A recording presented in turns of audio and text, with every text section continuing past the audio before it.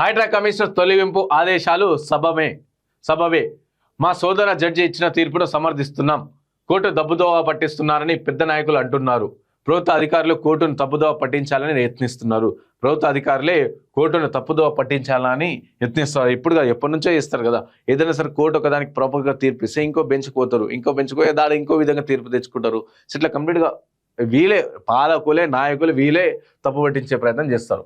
High court single judge justice N V Shravan Kumar సంచలన వ్యాఖ్యలు. కార్యనిర్వాహక చర్యలు సమీక్షించినందుకు హైకోర్టుని నిందిస్తారా? ముఖ్యమంత్రి రేవంత్ రెడ్డి వ్యాఖ్యలపై పరోక్ష విమర్శ. ఓ కూల్చివేత కేసులో హైడ్రా తీరుపై తీవ్ర ఆగ్రహం. చూసినాం కదా, అంటే కంప్లీట్గా హైడ్రా వచ్చిందేమో ప్రభుత్వ భూములు, చెరువులు, నాలాలు, కుంటలు ఇవన్నీ కూడా కబ్జాలు అయితే వాటిని కాపాడదామని చెప్పి వీలు వస్తే ఆ హైడ్రా ఏం చేస్తుంది, కంప్లీట్గా వీటిని కాపాడాల్సి పోయి ప్రైవేట్ వాళ్ళకి సెక్యూరిటీగా ఏర్పాటవుతుంది. ప్రైవేట్ వాళ్ళ భూములను కావచ్చు, ప్రైవేట్లో దానిపైన లేదు ప్రభుత్వం కింద ఉందని చెప్పేసి ఆ విధంగా వాళ్ళపైన పోతున్న పరిస్థితి. సో క్లియర్గా చాలా సందర్భాలు చెప్పింది. కంప్లీట్గా హైకోర్టు ఎంత తీవ్రంగా విమర్శించిందంటే రంగనాథ్ని, యు ఆర్ ఒక హ్యాబిచ్యుయేటెడ్ అఫెండర్గా మారిపోయినావు, నువ్వు అలవాటు పడ్డ నేరస్తుడిగా మారిపోయినావు అని చెప్పేసి ఇంత పెద్ద వ్యాఖ్యలు చేసినాక ఇంకేం అవసరం? ఆ ప్లేస్లో వేరే ఎవరున్నా సరే సిగ్గుకి బయటకు వచ్చేస్తుండే. గంత పెద్ద వ్యాఖ్యలు, గంత పెద్ద వ్యాఖ్యలు చేసినాక కూడా సో ఇంకా ఆయనే కొనసాగిస్తాం, ఆయనే ఎత్తామని చెప్పేసి చెప్తారు. ఏంది ఇది అంటే ఇంత ఘోరం పరిస్థితి ఉంది, ఇంత ఘోరంగా ఉంది హైడ్రా. సో మీరు ఎవరైనా వార్తలు చూస్తున్న వాళ్ళు, మార్నింగ్ చూస్తున్న వాళ్ళు ఒకసారి మీ అభిప్రాయాన్ని వ్యక్తం చేయండి, కామెంట్ రూపంలో పెట్టండి, నేను చదివే ప్రయత్నం చేస్తాం. సో హైడ్రా కమిషనర్ ఏవి రంగనాథ్ తొలగించి సరైన అధికారిని కమిషనర్గా నియమించాలంటూ high court single judge justice Jukanti Anil Kumar ఇటీవల ఇచ్చిన తీర్పుకు హైకోర్టు మరో judge justice N V Shravan Kumar సమర్థించారు. అంతేగాక హైడ్రా తీరును తప్పుబడుతూ సంచలన వ్యాఖ్యలు చేశారు. అలాగే కోర్టులను తప్పుదోవ పట్టిస్తున్నారని ఇటీవల పెద్ద నాయకులు మాట్లాడుతున్నారని, కానీ కోర్టులు తప్పుదోవ పట్టడం లేదని, ప్రభుత్వ అధికారులు ప్రభుత్వ సంస్థలే న్యాయస్థానాలను తప్పుదోవ పట్టించేందుకు యత్నిస్తున్నారని వ్యాఖ్యానించారు. మీకు అతీతమైన పవర్స్ ఉంటాయి కదా హైకోర్టుకు, ఎందుకు మరి మీరు పోలీసులు డీజీపీకి ఆదేశాలు జారీ చేసి కంప్లీట్ అరెస్ట్ చేయడం ఎందుకు చెప్పారు? మళ్ళీ మీరు కోర్టులను నాయకులు పాలకులు తప్పుదోవ పట్టిస్తున్నారు అని చెప్పి మీరు చెప్తున్నారు కదా, మళ్ళీ అలాంటి వాళ్ళని లోపల వేయండి కదా, ఆదేశాలు జారీ చేసి మీరు అలాంటి వాళ్ళు లోపల వేపియచ్చు కదా. ఆక్రమణదారులు కోర్టులకు తప్పుదోవ పట్టిస్తున్నారంటూ రాష్ట్ర ముఖ్యమంత్రి రేవంత్ రెడ్డి ఇటీవల చేసిన వ్యాఖ్యలకు జస్టిస్ ఎన్ శ్రవణ్ కుమార్ పరోక్షంగా కౌంటర్ ఇచ్చారు. హైడ్రాకు సంబంధించిన ఓ కేసు విచారణలో భాగంగా ఆయన ఈ వ్యాఖ్యలు చేశారు. కాగా షేర్లింగంపల్లి మండలం కొండాపూర్ గ్రామం పరిధిలోని సర్వే నంబర్ 60లో తమకు చెందిన 350 గజాల ఫ్లాట్ నంబర్ 9/B సో 350 గజాల ప్రైవేట్ భూమిలోకి హైడ్రా అధికారులు అక్రమంగా ప్రవేశించి ఎలాంటి నోటీసులు ఇవ్వకుండా ప్రహారీ కూల్చివేశారంటూ పి సుధారాణి అనే మహిళ హైకోర్టును ఆశ్రయించారు. ఈ పిటిషన్పై గత విచారణ సందర్భంగా షేర్లింగంపల్లి తహసీల్దార్ ఆదేశాలతోనే కూల్చివేత చేపట్టామని హైడ్రా తరఫున న్యాయవాది పేర్కొన్నారు. అంటే ఏం చెప్పారంటే అక్కడ షేర్లింగంపల్లికి సంబంధించిన తహసీల్దార్ ఎవరుతుంటారో ఆయన ఆదేశాలు ఇచ్చారు కాబట్టి నేను హైడ్రా వచ్చి గూల్ చేసిందని హైడ్రా చెప్పింది. సో నా న్యాయవాది పేర్కొన్నారు. అయితే దీంతో షేర్లింగంపల్లి తహసీల్దార్ విచారణకు హాజరు కావాలని జస్టిస్ ఎన్వి శ్రవణ్ కుమార్ ఆదేశించారు. దీంతో సదర్ తహసీల్దార్ గురువారం నాటి విచారణకు ప్రత్యక్షంగా హాజరయ్యారు. అయితే పిటిషన్కు సంబంధించిన ఫ్లాట్లో కూల్చివేతలు చేపట్టామని తాను హైడ్రాకి చెప్పలేదని ధర్మాసనానికి తెలియజేశారు. చూసిరా క్లియర్గా ఒక ప్రైవేట్ భూమిలో దాన్ని కూల్చివేయాలి అని చెప్పేసి ఒక షేర్లింగంపల్లికి సంబంధించిన తహసీల్దార్ మాకు ఆదేశాలు జారీ చేశారు కాబట్టి హైడ్రా పోయి అక్కడ కూల్చేసిందని చెప్పి హైడ్రాకి సంబంధించిన అడ్వకేట్ చెప్పారు.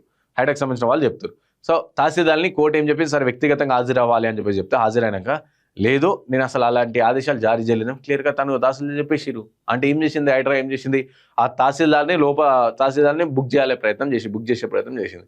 సో తేటతలం అయిపోయింది ఎవరు చేసిరు అని చెప్పేసి.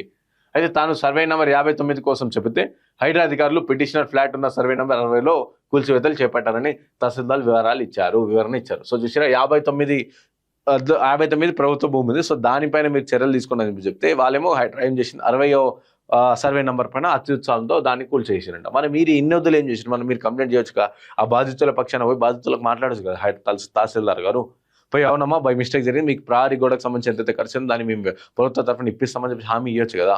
దీంతో హైడ్రా అత్యుత్సాహంతో పిటిషనర్ ఫ్లాట్లో కూల్చివేతలు చేపట్టడమే కాక తహసీల్దార్ ఆదేశిస్తాన్ని కూల్చివేతలు చేశామని కోర్టును తప్పుదోవ పట్టిస్తోందని ధర్మాసనం తీవ్ర ఆగ్రహం వ్యక్తం చేసింది. ఇక హైడ్రాకు ఒక విధానం అంటూ లేదా? సర్వే నంబర్ 59లో ప్రభుత్వ భూమి కోసం తహసీల్దార్ చెబితే సర్వే నంబర్ 60లో పిటిషనర్ భూమిని కూల్చివేతలు ఎలా చేపడతారు అని చెప్పేసి హైడ్రా కోర్టు గట్టిగా అడిగింది. దాంతోపాటు కూల్చివేతలు చేపట్టేందుకు సదరు భూమి ఏంటి, ఎక్కడ ఉంది, నోటీసు ఇచ్చారా లేదా వంటి కసరత్తు చేయారా? తహసీల్దార్ నుంచి లేఖ వచ్చిన కేవలం 3 రోజుల్లోనే హైడ్రా కూల్చివేతలకు దిగింది. పిటిషనర్కు నోటీసు జారీ అయిందా లేదా చూసుకోకుండా అంత తొందరపాటు దేనికి అని చెప్పేసి హైకోర్టు తీవ్ర ఆగ్రహంగా హైడ్రాని ప్రశ్నించింది అనమాట. కలెక్టర్ నుంచి ఏమైనా సమాచారం వచ్చిందా? రాలేదు. అంత తొందరగా కూల్చివేయడానికి మీపై ఏమైనా బయట శక్తులు ఒత్తిడి తెచ్చాయా? ఒకవేళ అది ప్రభుత్వ భూమి అనుకున్నా, అక్రమాలదారులు అనుకున్నా కనీసం నోటీస్ ఇచ్చి కొంత సమయం ఇవ్వాలి కదా. నార్మల్గా ఏంటంటే ఎక్కడైనా సరే ఏ భూమికైనా సరే మనీ ఏ భూమికైనా సరే ఏం చేస్తుంది, ఏం చేయాలి, ఎవరైనా సరే ప్రభుత్వం ఏం చేయాలి, ఫస్ట్ అక్కడ అక్రమాలు చేస్తే ఎవరైనా కబ్జా అయితే ఫస్ట్ వాళ్ళకి నోటీసులు ఇవ్వాలి. నోటీసులు ఇచ్చి ఇంత టైం పీరియడ్ మీకు ఉంది, ఒకవేళ మీరు ఇంకా సరే ఈ టైం పీరియడ్లో మీరు ఒకవేళ మీ నుంచి జవాబు కానీ మీ నుంచి క్లియరెన్స్ కానీ రాకపోతే అప్పుడు మేము అధికారం చేతిలోకి తీసుకొని అప్పుడు వెళ్ళి ఏదో ఒక యాక్షన్ చేయాలి కదా. కేవలం తహసీల్దార్ ఇచ్చిన లెటర్ 3 రోజుల్లోనే హైడ్రా పోతుంది, ఇక్కడ ధనంతా కూల్చేస్తుంది, ఏది కూల్చో గుర్తలుకొని కూల్చేసి వస్తుంది. ఒకవేళ అది ప్రభుత్వ భూమి అనుకున్నా, అక్రమదారులే అనుకున్నా కనీసం నోటీస్ ఇచ్చి కొంత సమయం ఇవ్వాలి కదా. ఇంత వేగం, అత్యుత్సాహం దేనికి? ప్రభుత్వ భూములను కాపాడాలనుకుంటే తెలంగాణ ల్యాండ్ ఎంక్రోచ్మెంట్ యాక్ట్ ప్రకారం ఎందుకు చర్యలు తీసుకోవడం లేదు? హైడ్రా సమాంతర కార్యనిర్వాహక వ్యవస్థను ప్రభుత్వాన్ని నడిపిస్తుందా? హైడ్రా చట్ట వ్యతిరేక చర్యల నేపథ్యంలో సోదర జడ్జి జస్టిస్ జూకంటి అనిల్ కుమార్ హైడ్రా కమిషనర్ను తొలగించాలని ఇచ్చిన తీర్పును మేము పూర్తిగా సమర్థిస్తున్నాం. సో చూసిరా, తెలంగాణ ల్యాండ్ ఎంక్రోచ్మెంట్ యాక్ట్ ప్రకారం ఎందుకు చర్యలు తీసుకోలేదు అంటే, అలాగే ప్రభుత్వ భూములను కాపాడాలనుకుంటే, హైడ్రాకి ప్రభుత్వ భూములను కాపాడాలనుకుంటే లక్షల ఎకరాలు ప్రభుత్వ భూములన్నీ కూడా కబ్జాకు గురైనని చెప్పేసి క్లియర్గా ఈ ప్రభుత్వం చెప్పింది. సో కాబట్టి క్లియర్గా తెలిసింది కదా. మళ్ళీ అలాంటప్పుడు భూములన్నీ కూడా కాపాడాలి కదా. హైడ్రా ఎందుకు కాపాడదు? సో ప్రభుత్వ భూములు కాపాడడానికే హైడ్రా వచ్చింది. ప్రభుత్వ భూమి కాపాడడానికి హైడ్రా వచ్చినప్పుడు మళ్ళీ ఈ భూములని కబ్జా చేసిన వారు కబ్జా చేసిరు కదా, మరి ఎందుకు మీరు వెళ్ళరు? ఎందుకు ఆ భూములు కాపాడించే ప్రయత్నం? కేవలం ప్రజల్ని ఇబ్బంది పెట్టడానికి హైడ్రా ఉంది క్లియర్గా అర్థమవుతుంది. ఎందుకంటే చాలా చెరువులలో పెద్ద పెద్ద టవర్లు ఉన్నాయి, క్లియర్గా కనిపిస్తుంది. ఫాతిమా కాలేజ్ సల్కం చెరువులో ఉన్న ఫాతిమా కాలేజ్ ఎందుకు చర్యలు తీసుకోవాలి కదా. చర్యలు ఎందుకు తీసుకోవట్లేదు హైడ్రా? సో చేసిరా, మళ్ళీ హైడ్రాకి విధించిన జరిమానా కూడా తగ్గింపట. 50,000 ఉన్న జరిమానాని 10,000 తగ్గించి మళ్ళీ పిటిషన్ దాఖలు చేయాలని చెబుతారు. సో ఇట్లా ఉంది.